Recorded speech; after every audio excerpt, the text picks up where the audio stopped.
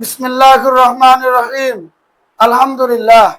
ইলমুস সরফের আজকের ক্লাসে আমরা বাহাস নাহি গায়েব ও মুতাকাল্লিম মাজহুল বানানো খফিফা বানানোর নিয়ম ও অর্থ করার পদ্ধতি শিখব।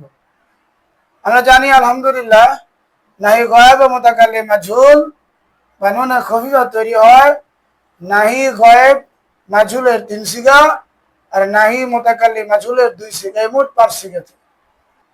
লা ইউফআল, এখানে আমরা খফিফা যুক্ত করি, পূর্বে জবর হবে লা ইউফআলান, এখানে আলিফে ফাসলা বিলুপ্ত হবে, ওয়াও বিলুপ্ত হবে।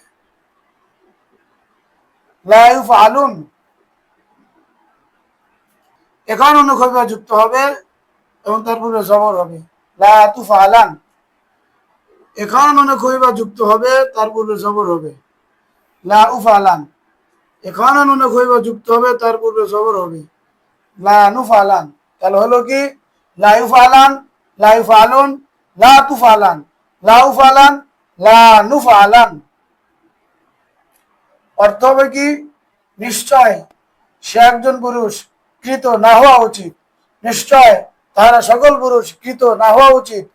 নিশ্চয় সে একজন মহিলা, কৃত না হওয়া উচিত। নিশ্চয় আমি একজন পুরুষ বা মহিলা, কৃত না হওয়া উচিত।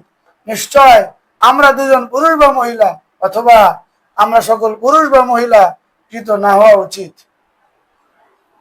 আল্লাহ তাআলা আমাদের জন্য সহজ করে দিন।